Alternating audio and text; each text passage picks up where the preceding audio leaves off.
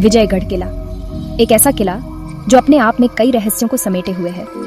एक विशाल इमारत, पुराना और भयानक। इसकी दीवारें समय की कहानियां बयां करती हैं। ये सदियों से खड़ा है, समय के थपेड़ों को सहते हुए। इसके काले रहस्य की कहानियां दूर दूर तक फैली है। हर कोने में एक नई कहानी छुपी है। एक श्राप की बात करते हैं लोग, एक ऐसा श्राप जो पीढ़ियों से चला आ रहा है, जो उतना ही पुराना है जितना समय। इस श्राप ने कई लोगों की जिंदगी बर्बाद की है। कहानी है राना छुपाया था, एक ऐसा खजाना जो आज तक किसी ने नहीं देखा। जो भी इसे ढूंढने की कोशिश करता है उस पर श्राप लग जाता है।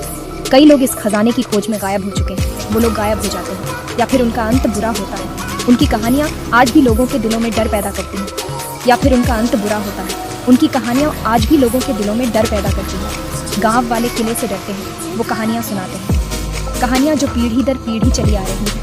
पीढ़ी दर पीढ़ी ये कहानियां चलती आ रही हैं। हर पीढ़ी ने अपने अनुभवों को जोड़कर इन कहानियों को और भी डरावना बना दिया है। विजयगढ़ रहस्य और डर की जगह बना हुआ है। यहाँ की हर ईंट एक कहानी कहती है। वीरेंद्र, अनिरुद्ध और माधव किले के दरवाजे पर खड़े थे, बचपन के दोस्त। वे एक लंबे सफर के बाद यहाँ पहुंचे थे और उनके चेहरों पर थकान के साथ साथ उत्साह भी झलक रहा था।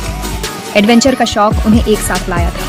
वे हमेशा से ही नई जगहों की खोज में रहते थे और इस बार उनकी मंजिल थी यह प्राचीन किला।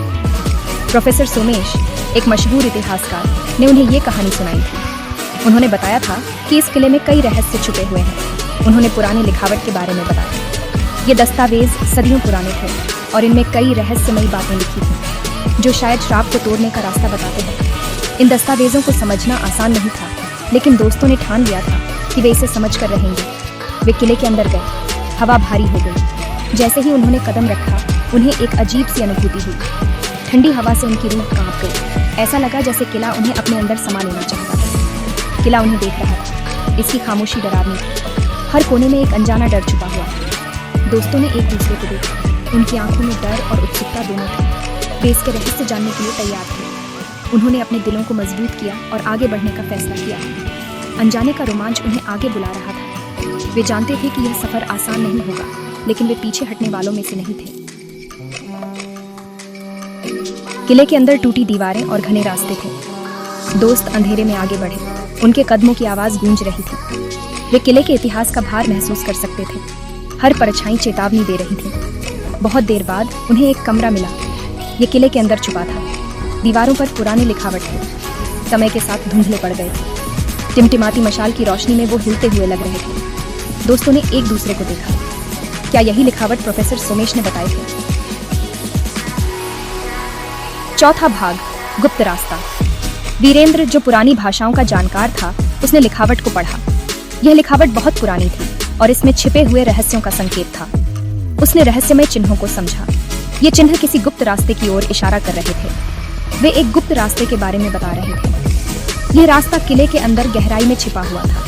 एक रास्ता जो किले के बीचों बीच जाता है। यह रास्ता बहुत ही संकरा और अंधकारमय था। दोस्तों में उत्साह दौड़ गया।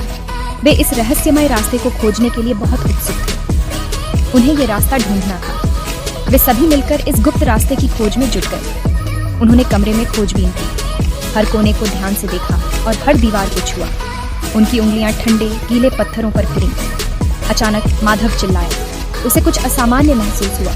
उसे एक ढीली ईंट मिली थी। यह ईंट बाकी ईंटों से अलग थी। वे सब मिलकर काम करने लगे। उन्होंने ईंटों को हटाना शुरू किया। तेजी से ईंटें हटाईं और रास्ता दिखाई दिया। ये रास्ता बहुत ही संकरा और अंधकार में था। ये अंधेरा और संकरा था। अंदर जाने के लिए बहुत हिम्मत चाहिए थी। अंदर कोई भी खतरा हो सकता था, लेकिन वे पीछे हटने वाले नहीं थे। लेकिन एडवेंचर का जुनून उनके डर पर भारी था। वे इस रहस्यमय रास्ते की खोज के लिए तैयार थे। पांचवां भाग, खतरनाक चेतावनी। गहरी सांस लेते हुए वीरेंद्र रास्ते में घुस गया। अनिरुद्ध और माधव उसके पीछे गए। हवा और ठंडी हो गई। अंधेरा घना हो गया। रास्ता घूमता और मुड़ता गया। ये जमीन के नीचे जाता रहा। वे अपनी सांसें सुन सकते थे। खामोशी एक आवाज से टूटी। ये गहरी और खतरनाक थी। ये रास्ते में गूंजी, वापस जाओ, इसने चेतावनी दी। यहाँ जो आता है वो वापस नहीं जाता। दोस्त डर गए। डर ने उनके दिलों को जकड़ लिया। वे फंस गए थे।